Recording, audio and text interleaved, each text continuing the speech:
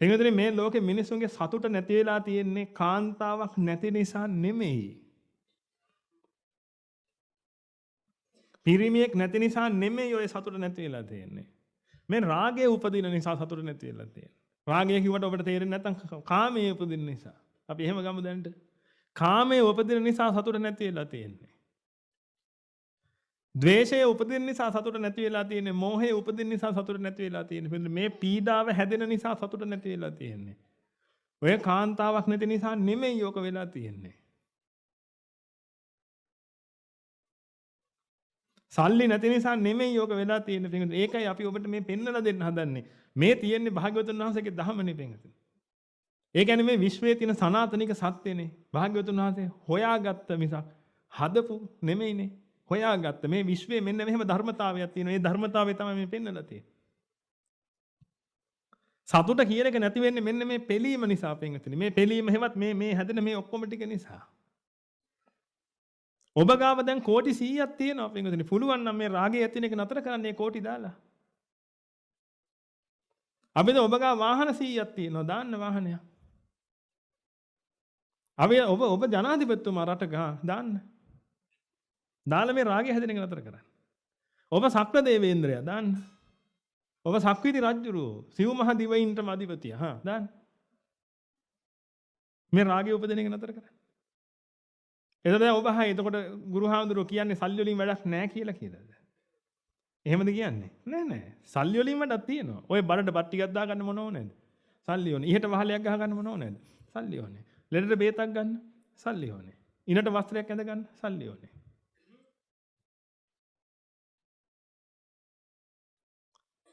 අන්න ඒකට සල්ලි ඕනේ. මේ කියන්නේ සල්ලි හම්බ කරන්න එපා කියලා නෙමෙයි. මේ තේරුම් ගන්න කියලා මේ කියන්නේ පිළිදෙල. දැන් ඔබ මේ හිතේ උපදින කාමය අපි හිතමු දැන් මේ තරුණ පුතේකට අධික කාමයක් හටගත්තා හිතේ. දැන් ඒ කාමයේ හටගත්ත වෙලේ ඉඳලා ඒ දරුවා පීඩාවටපත් වෙනවද නැද්ද? සල්ලි කීයක් දාලා පුළුවන් ද කාමයේ අයින් කරන්න? එහෙනම් පින්වතුනි මිනිස්සු මොකටද මේ සල්ලි හොයන්නේ?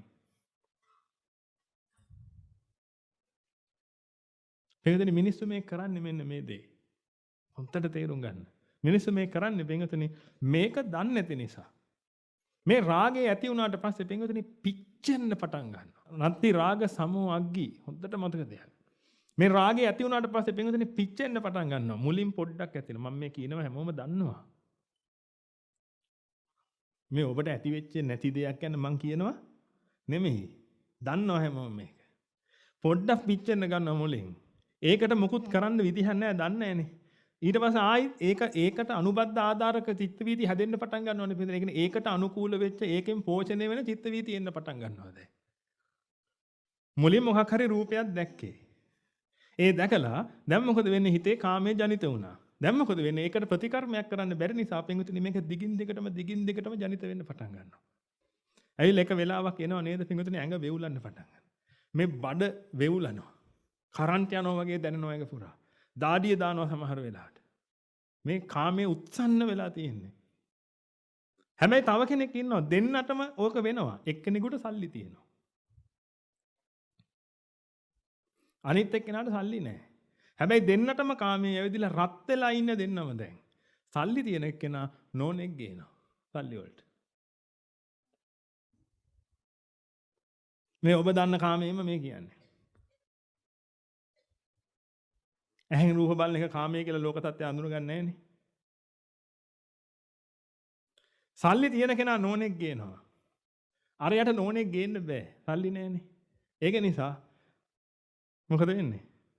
අර සල්ලි නැති එක්කෙනා හිතනවා මට සල්ලි තිබ්බනම් මාත් මේ පීඩාවට උත්තරයක් හොයනවා කියලා. අර පීඩාවට උත්තරයක් හොයනවද? නෑ බෙන්ගත.